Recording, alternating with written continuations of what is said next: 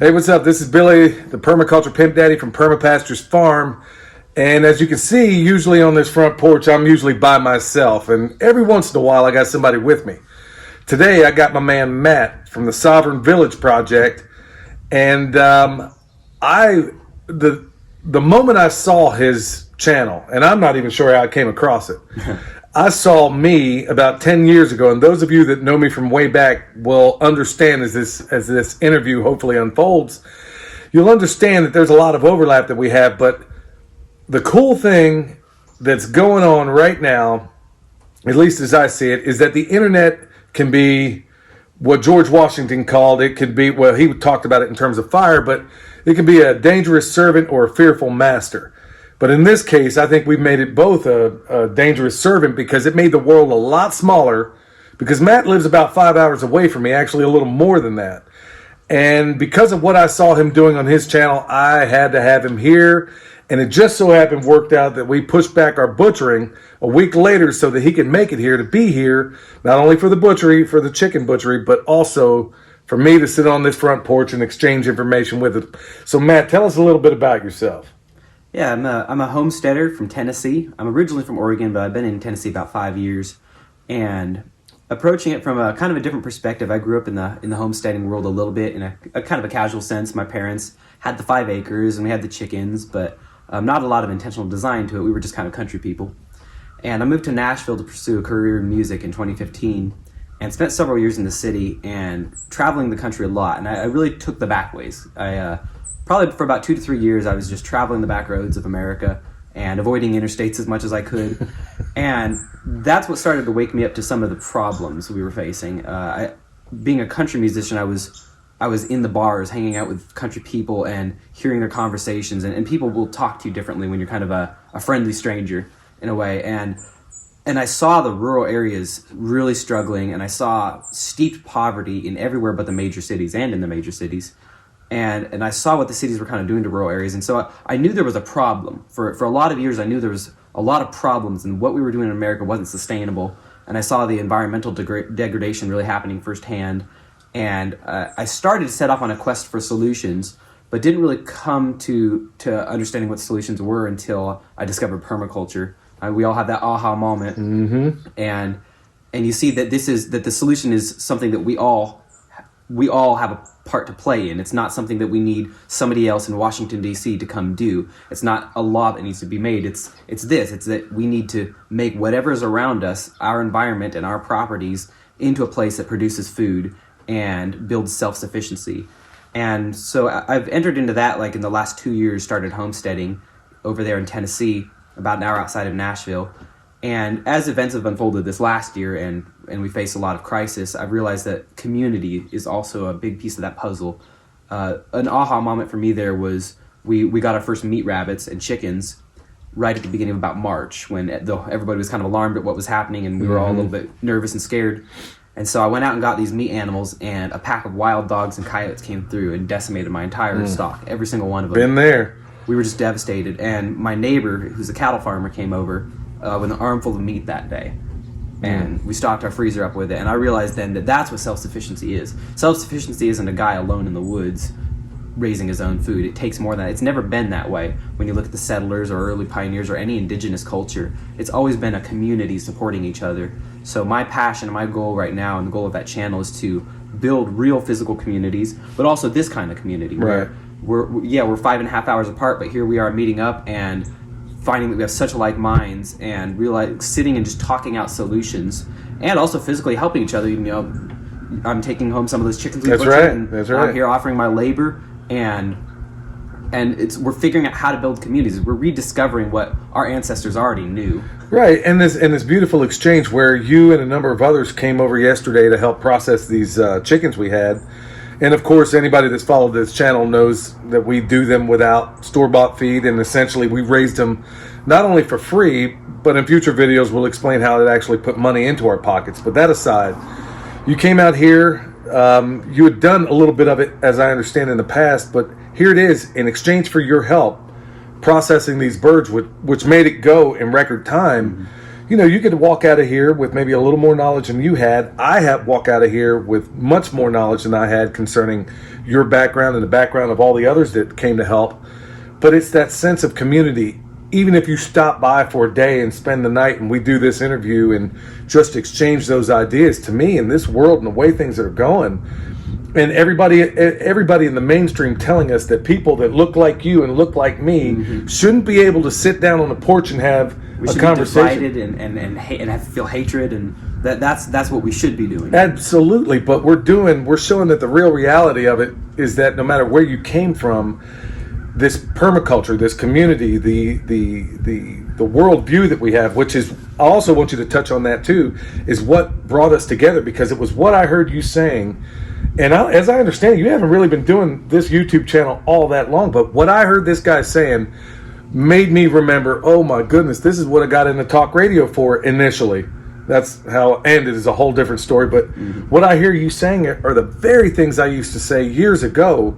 And now here I see a guy, a selfless, fearless guy out there saying these things with zero concern as to whether or not you get kicked off, which you almost certainly will. Oh yeah, it's going to happen. Yeah, the clock is ticking on both of us, I think. But I thought, man, I've got to have this guy out here. We got to talk. So let's kind of shift into that a little bit. Let's talk about. Okay, so for the people out there, because there are a number of them that reach out to us and say, hey, I'm just looking to get started in this thing. I want you to, there's so many different ways so many different things we can talk about, but I want you to kind of hit into something that I know a lot of people out there watching this are wondering, like, man, can I get started with very little means? Can I get started with the job I have? Can you kind of touch on that and say, where you started and how you built what you have with very little? I think it's my story I like to tell because I think it's really relevant, especially as a millennial. So many of us are coming from a position of so little capital. A lot of people come from a position of a lot of debt, student loan debt and other debt. A lot of us the blame is partly on us, but also we received kind of the end of poor training. A lot of people, they didn't have the right parenting. They didn't have the warnings to not rack up that credit card and such. So a lot of us are coming into this without capital. A lot of that's just being young. You haven't yet spent decades building wealth. And I grew up in Oregon, and I really despaired at the thought of ever being able to have a homestead because over there property is so expensive and regulation is so onerous. The ability to really build a homestead is pretty impossible. So when I came to Tennessee, I was like, oh wow, property's kind of affordable over here. I still didn't really have any money, but I just started saving whatever I could. And again, I'm a musician by trade, and not the rock star kind of musician. I'm the $300 a week on a good week kind of musician, and I have been for years. So I've never been in a position where I was making very much money, usually just barely staying out of expenses. But I did my best to just save whatever I could, and I was on a track already to pay off all of my debt and just get financially free. But I ogled real estate every day, every single day for years. I would just go through Trulia and just kind of weep over all of the beautiful rural homesteads. But one day I was looking about outside of Nashville, and I saw an old single-wide trailer in very bad shape on a property, 1.2 acres, covered in trash, thousands and thousands of pounds of trash, horrifying sight, for $10,000. But I saw what was underneath that, and I saw the vision, and I knew that nobody else would see it, and I saw a beautiful homestead that I could access. So I took whatever I had, begged, borrowed, and stole, figuratively, and purchased the property outright and just started work on it right away. I didn't start remodeling the house. I just started gardening because I was so dead broke I couldn't even afford food. So I was like, my first thing is I need to know how to grow food. At this time I didn't know about permaculture. I didn't know what I was doing. I had a little bit of a rural background, but that doesn't necessarily mean that you know how to homestead truly. But I just jumped right in. I started studying, and thank God we live in the YouTube age where I could just start learning how to do this. And I watched my finances turn around by not having that rent payment every year, and by keeping my utilities low and not having a food bill. My debt got paid off really quickly, and for the first time in my life, my finances started to build. I eventually reached the point where I could purchase the property next to me, which is about another acre with a cabin, and then I sold that property, the original one with the trailer, to a wonderful family of homesteaders who are actually kind of continuing the vision. They're still building towards self-sufficiency and finishing the remodel on that house. And I watched my own finances turn around, and I'm now building a new homestead on 5 acres with my girlfriend, Gabby Reed. And she has a similar story. She has a little bit more of a standard job, but she's still just a very frugal person who's been saving to build her own. So we're just really pretty average millennials without big budgets, and here we are building our third house now without debt. That alone is just fascinating, especially, let me just kind of jump in here and just point this out. This is part of the overlap that I'm talking about, folks, where he's talking about how with very little means and money, you got off and running and doing some really, really worthwhile things. Well, folks, that's the part of my backstory that you don't necessarily know about. We did almost exactly the same thing on handshake deals, buying property that maybe nobody else wanted, that was full of trash. One of the ones we had up in Kansas, exactly that way. Properties we bought in other places where we've done handshake deals on places that nobody else wanted. And sometimes that's exactly what you have to do to get your foot in the door. And then once you get in there, it's not a war won in miles, it's won in inches. Yeah.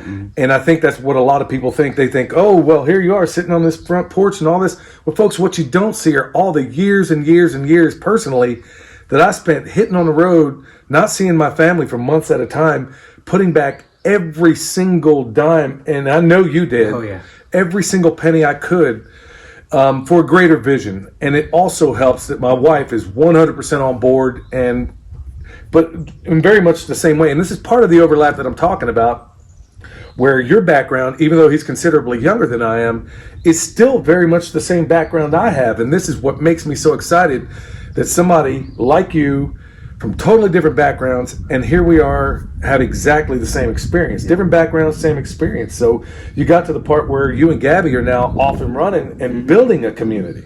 Yes, and so that's our next goal. And a little bit of that story is when I bought that lot next to me, that was the second one, we had two lots next to each other, each with a fixer-upper house on it. And when we first came to the neighborhood, it was not only a trash dump, it was like a drug house. We found syringes. It was really, really bad. And it was kind of like the house next to us was abandoned. There was a double wide across the street that was abandoned. And so when I sold that other one, I had a lot of people interested in it because I'd already had the gardens planted out, and it was the beginning of everything going on. And so a lot of people were wanting to get into the country right away. And so I was able to be picky, and so I chose to sell it to a family who was like-minded, very independence-minded, and also really wanting to be self-sufficient. So you're selecting your community, the people in this that are in close proximity. Exactly. It'll essentially be their property. Exactly. But you're not picking some schmo over here that doesn't in any way share any of your values. Exactly. I got you. So that's. And then I got lucky on the one across the street. A family moved in there that just happened to be like-minded. But the way we met them was we traded seedlings. I grew a bunch of extra seedlings and I brought them over. So I have 3 neighbors, and every single one of them now is growing food that I started them with. And now they're giving us stuff.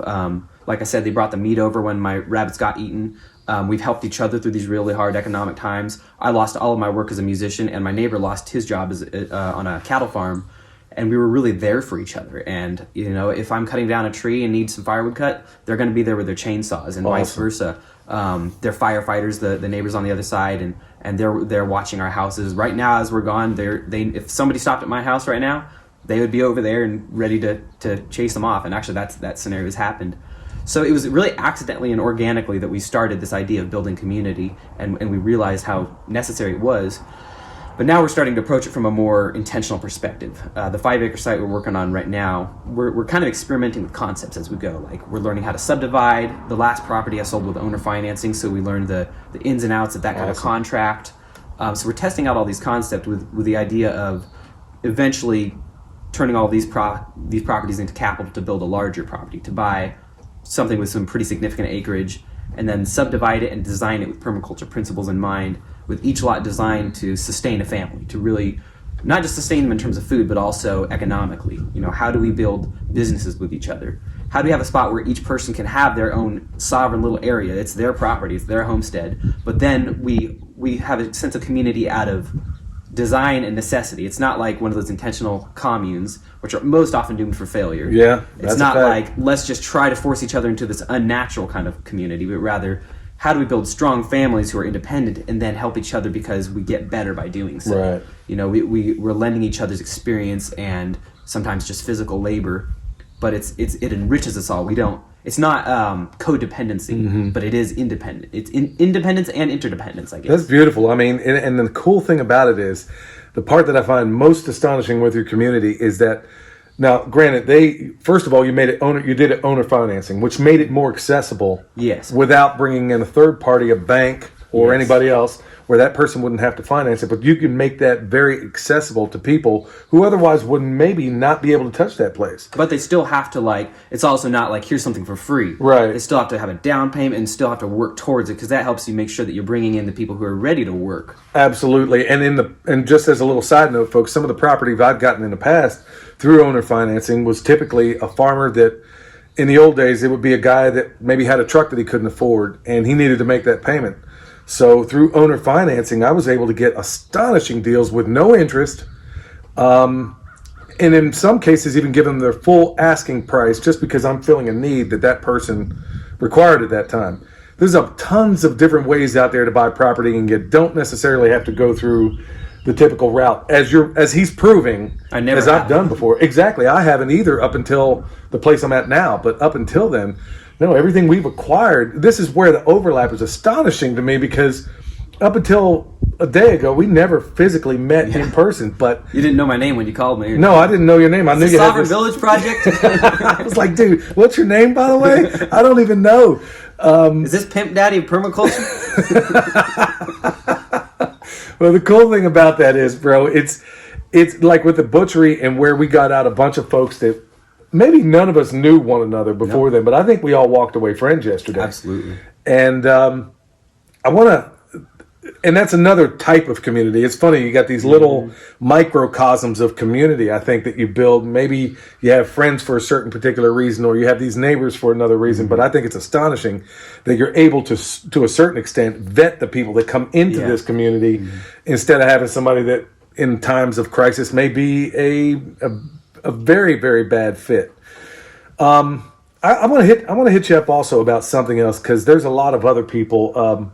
There were some other folks out yesterday, wonderful, beautiful people that had their own YouTube as well. And it's funny because I never would have guessed that through YouTube I would have made as many connections as I have. But I'm curious, why did you initially start your YouTube channel? What's the purpose in it?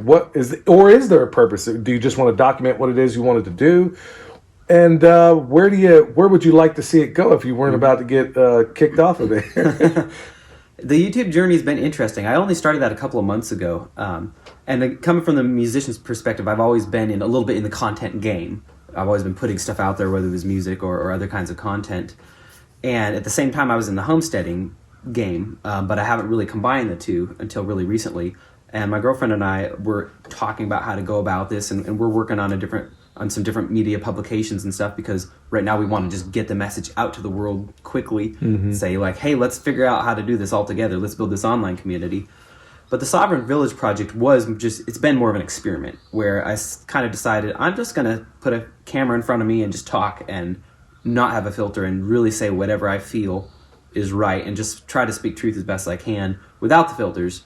The overriding theme is this idea of building community, but also it's just like a way to talk about what's going on without the fear of like, can I say this? Will I be allowed to say this? Because it's not something I rely on. I don't have I'm not coming from a position of having an audience, so I've got nothing to lose. It's not a monetized channel or anything like that. So the idea has been like, this is part of the community building it, and the sovereignty is like, I need to be sovereign online too. I need to be able to say what I want and believe, because you can see what's happening in the world there's symbolically and literally we're being told to shut our mouths. Right. Like, cover up your mouth, don't talk, don't say what you want, and social media is really clamping down, and government is clamping down on gathering. It's like, you can't gather, you can't be together, you can't talk, don't be in bars, don't be in church, don't gather with your family, even on holidays. Well, you can go to strip joints. Yes, you can do that, which I fully advocate. No, but it's like there is a movement to stop people from talking, and so I've always had a bit of this personality where contrarian, I guess, where if you tell me not to do something, I'm probably going to do the opposite. Yeah. And so if the world is telling me to be quiet, I'm going to just start making more noise. And that's been the channel. It's like, I don't know what this is for. I'm just going to start making some noise, and we're going to talk honestly until we can't talk. Well, it brought you here to this front porch, and then, we're building a friendship based on so many different things. And even, some of the future plans possibly, that we're possibly putting together as well. But it all started, honestly, what I found so attractive, and folks, I think you would too, what I find so attractive about your YouTube channel was the guts you have to say the things that I think a number of people are thinking but lack the fortitude to say for fear of being shut down or shut out or kicked off of YouTube. You clearly from day one didn't care one bit about that, because I mean, like I said, one of the things I thought that was just so darn fascinating, and which is, I think, why you're growing exponentially, I think, right now, is the fact that you're just, the bravery, I think, is what a lot of people, I think, admire. And like, man, this guy's really saying this. He's really, this is what he thinks. And you may not always agree 100% with you or me or anybody else out there. I don't agree with any one person. I don't agree with my girlfriend all the time. Absolutely. Well, hey, yeah, you might want to keep this video from edit that out. I don't agree with myself all the time a month later when I look back at what I said. Good save. See, I've done that too, but that's part of the growth. Yeah. I am just honestly floored. I never expected in a million years really I never set out to ever do a YouTube thing, because we've been doing this for years and years and years. And finally, William talked me into it, and he thought maybe, I could take a little bit of background and some of what I've done in the past, and maybe it might be of some benefit to people. And the scope of where we started has kind of shifted over the years. But I love where it's going, because ultimately, at the end of the day, despite everybody else telling us, hey, don't get together, don't butcher chickens together, and by golly, you better wear a mask. You better have you better fall in line with all these regulations that you and I and a number of others don't necessarily believe, or just flat out don't believe. And the cool and beautiful thing about it was, for a day at least, we built a community where we were out here. We finished butchering quite early, and I think a number of us, we sat around for quite a while after that. Now I kept finding other things for us to do in terms of getting honey out and all these other things. But look, at the end of the day, I love the fact that I'm not the only one out there saying, look, screw your rules. I'm not playing along. I'm just going to do whatever I want. And, the consequences be danged. I'm not going to play along. It's like we're either discovering, when you do that, you build and you meet with like minds, you're either discovering that you're not crazy, or at least there's other crazy people. Well, there's that, but also the notion that there's a number of people out there that when I hit every person up as I go to the checkout line, I think I was telling you yesterday, and every single person I come across, and I'd say it's somewhere in the neighborhood of the 95 percentile, nobody is content with the status quo. Yeah. Nobody is content to be spoon-fed knowledge or what to believe because some puppet with a three-piece suit on TV told you to believe it. And so even if for a short while we can get people under this roof or any other places and say, man, you know what? Hey, let's just kind of compare notes. And then we find out, whoa, we all agree on a lot of things, despite our backgrounds, despite everybody saying that you and I should be fighting with one another just based on the color of our skin, which is absolutely absurd. Yeah. It's just a real joy to be able to cross-pollinate with so many awesome, wonderful people that bring so much to the table. Matt, I want to hit you up with one more. And I don't even think you saw this one coming. In fact, I didn't either. But where do you see, I could ask you something deeper. I don't want to get too dark in here, because in these times I want to provide a little bit of hope, or a lot of hope out there for a number of people out there. You're building community, you're building food, you're growing food, you're doing all these other things. Where do you see your community, if, notwithstanding all the things that are going on right now, where do you see this community you're trying to build in terms of resilience, in terms of where it is a year, maybe 5 years from now? What I see is that I think both of us see that the world's going to kind of a dark place in a lot of ways. It's hard to envision a scenario in which everything's just gonna go back to normal, and even normal was normal really good. Like when you look at the cancer rates and what our food is doing to us. A lot of, like a guy said, it's no measure of health to be well adjusted to a sick society. Exactly. So where was the good in that normal? And so even in the best case scenario, there's a preparedness term, STHF, which we won't spell out, but in a way we were already in STHF. We were already, a lot of people were struggling, especially like coming from a millennial perspective. We kind of get the raw end of the deal because we have a bad reputation in my generation, much of it deserved. But a lot of it is like we've received a real bad financial end of the deal. We're receiving the end of generations of debt being built on and regulation making it really hard to own a house and things like that. So none of it was sustainable to begin with. None of it was sustainable in terms of what we're doing to our environment and what we're doing to our topsoil. So that's all the negative, and then recent events seem to really imply that things are headed in a pretty bad direction for a lot of people. So the question is, like, do we have to be a part of that? Do we have to go along and go into poverty and destitution and sickness and totalitarianism? And I don't think so. For us, this has been like a time to start pulling away from what is wrong with society.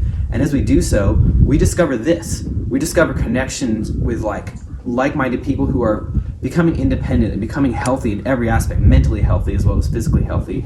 And as we get our hands in the soil and in the dirt and just interact with nature, like, life is so much better. So for me, with a community, I see a place where a group of people are gathered together and helping each other become financially independent, helping each other start businesses, helping each other with labor. I see a place where people are helping each other partially out of necessity, but also because of the joy of it. None of it has to be forced. And so I see that in the more broad sense, and in the very specific sense, I see us a group of people with homesteads, debt-free, tackling life struggles together. We're not trying to build a utopia at all. We're trying to build a place to weather the storms of life and to ride this out in style. The two can overlap. I mean, to me, I live in a utopia, and part of it is, well, yeah. I mean, this is my utopia. It's not for everybody. I mean, some people don't like this steep terrain. Some people don't like the isolation that we have out here. But to me, it's a utopia, and for Michelle as well. There's another thing I want to hit on too, and folks, as promised, he's delivering exactly what I said he would. I want to hit you up on something else, and one of the big things in terms of people that are considering doing this lifestyle, and as crazy as it may sound, I get one of the things that irritates me most when I meet people, and let's say it's on a job site or wherever I might be, and I describe what we do, and then it seems like the knee-jerk response of so many people is like, man, that's a lot of work, which to me is an immediate turnoff. I mean, if you want to get on my bad side, if you're working for me, the first thing you say is, boy, that's a lot of work. Maybe it's inefficient. Now, if you say, hey, that sounds inefficient, let's try it this way, that's different than saying that's a lot of work, because it implies that, well, it's a lot of work, so I don't think it's worth it. Now, yesterday, we butchered a bunch of chickens. We did a lot of things. Let me ask you one question first of all. Was it, I can only see it from my perspective, but for me, it was well worth it.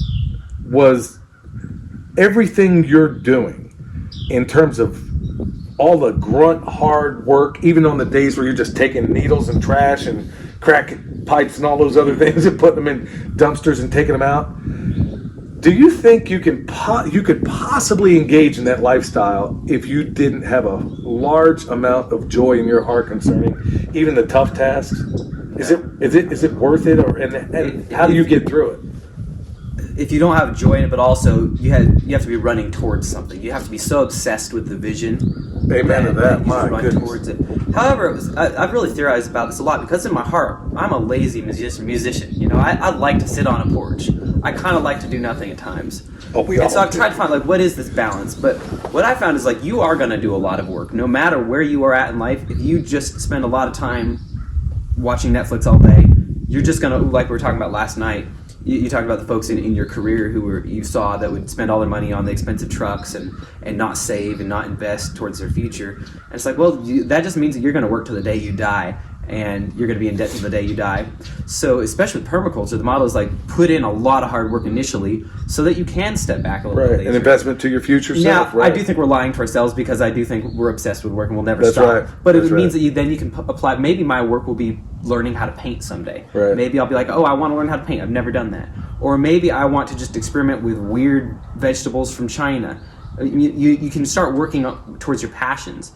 And so I think work and play actually kind of need to be blended more. If you look at chickens being the best chicken they can be, those chickens aren't working, but they're working for you all day. They're making your compost. That's right. They're turning vegetation into protein. They're working all day, but it's joy to them. Right. What looks like work to someone else feels like joy to me. And I think we'll never perfectly escape the, okay, there's a little bit of drudge today. But I do think you can design a lot of that out.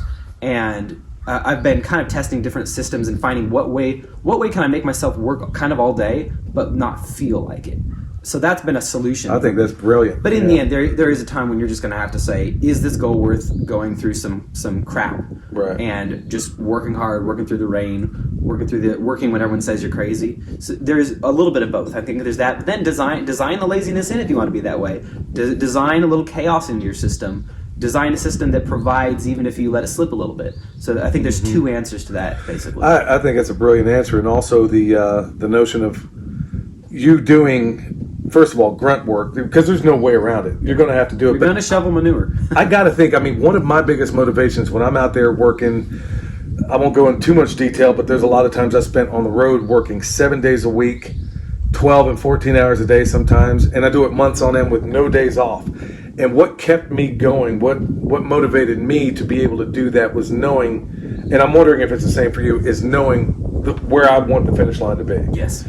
That was totally the motivation for me, knowing that I'm out here busting my butt today, but it's not going to some stupid car payment. Yeah.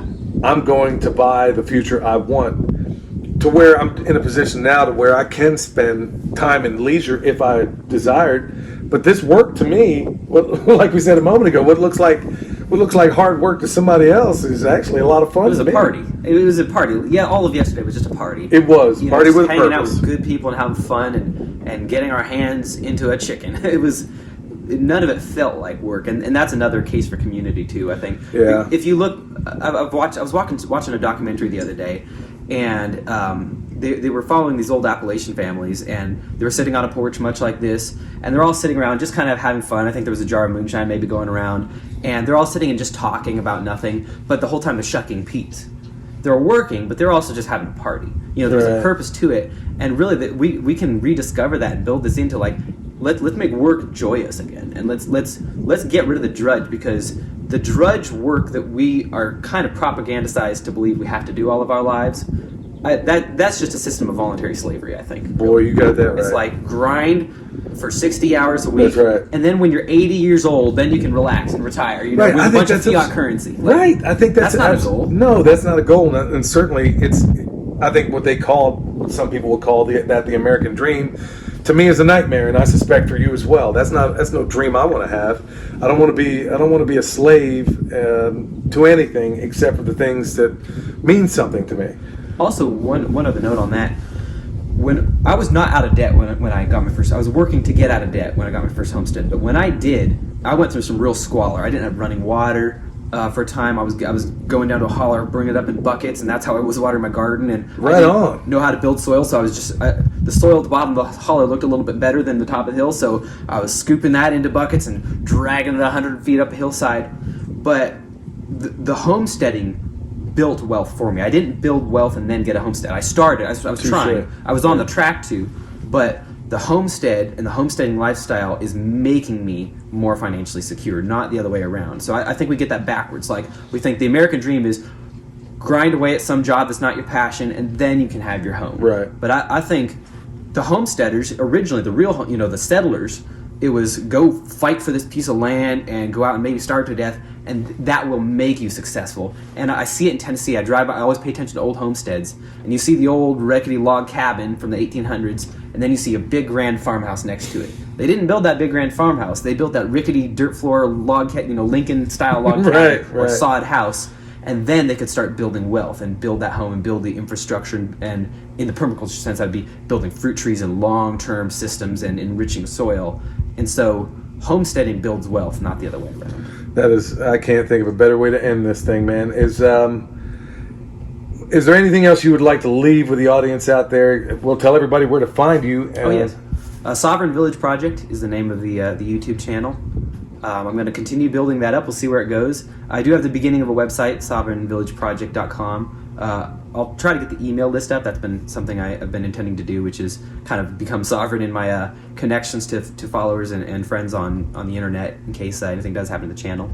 I would leave with one last random note. There's property for sale in Arkansas for $500. If you go on Truly or any of those websites, you can find an RV lot where you're allowed to have a composting toilet. If you don't know where to start and you think anybody can do that, your average person who was homeless on the streets could go hustle up $500 and buy a property. So anybody can do this and start getting out of debt and becoming free. That's really astonishing. But at the end of the day, you're not going to have, because I think you've covered it more in your other videos where you were in abject poverty by every metric of the word because you were shooting for that finish line. Yeah. So, and it's not as if we can't relate. I haven't gone into that much, but there was a time where we were all stuffed into a fifth wheel, saving every dime we could. And folks, I can't emphasize that enough. It's going to take a lot of hard work. And if you're a stranger to hard work, well, you better not be a stranger to it. It's also going to take some frugality. Unless your last name is Rockefeller, it's going to take a high degree of frugality. And lots of ego. When you quit trying to keep up with the Joneses. That's right. That we talked a great length. I wish we had recorded that conversation. Yeah. But yeah, it does require dismissing what everybody else tells you is important, and sticking to the things that really, truly, utterly matter to people like us. Hey, folks, like I said, this is why I put the butchery off for one more week, so I could interview this guy, so he could get here from his gig on the road. And it's been a pleasure the whole time with he and Gabby here and the little puppy. I can't remember her name. Holly. She's as sweet as can be, and Michelle's probably in there cuddling with her right now.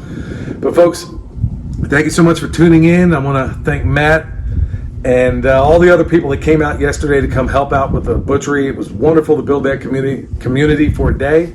So until next time, this is Billy, the Permaculture Pimp Daddy, where PIMP stands for Permaculture is my passion, because it really is.